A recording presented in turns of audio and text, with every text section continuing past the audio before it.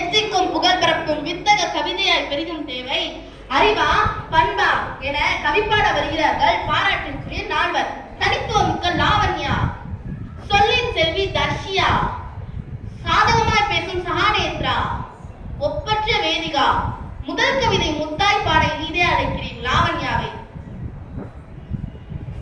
புவித்தாய்க்கும் கவியரங்க தலைவருக்கும் ஆன்றோருக்கும் சான்றோருக்கும் வணக்கம். அறிவுதான் முன்னேற்றத்தின் ஆணிவேர் என்று அடித்து கூற வந்திருக்கின்றேன். அக்னி தந்த அப்துல் கலாம் அசத்தியது அறிவாலே அறிவாலே. அறிவின் துணை கொண்டு 1000 கண்டுபிடித்த தாமஸ் ஆல்வா எடிசன் வாழ்கின்றாரே அறிவாலே அறிவாலே. தமிழுக்கும் அமுதென்று பேர், அந்த தமிழின்ப தமிழெங்கள் உயிருக்குனே என்று பாடி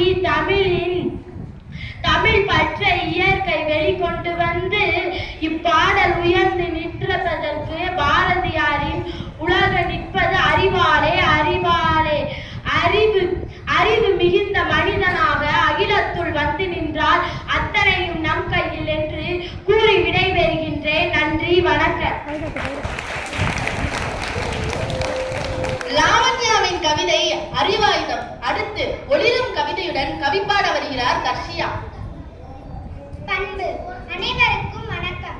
அகிலமெல்லாம் தமிழே மணக்கும்.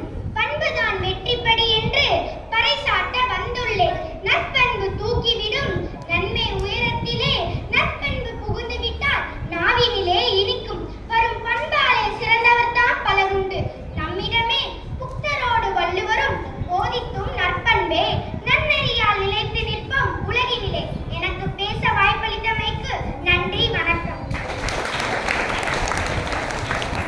மிளிர்கின்ற தமிழ் கவிதை சகாவின் அருட்கவிதை. அறிவாற்றலின் பயன் பேச சகா வருகிறார்.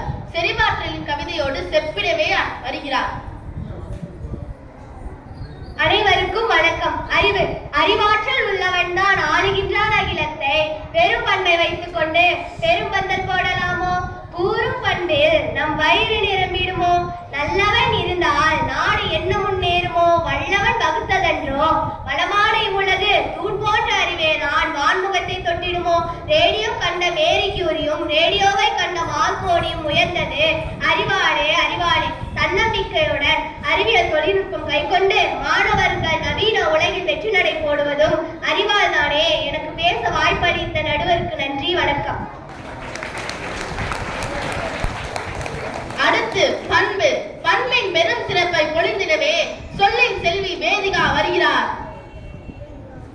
இவ்வுலகில் பண்புதான் சிறந்தது என்று என் ஆதத்தை நான் முன்வைக்கிறேன். அனைவருக்கும் வணக்கம். பண்பு. பண்பினால் பெற்ற செல்வம் பயனில்லை.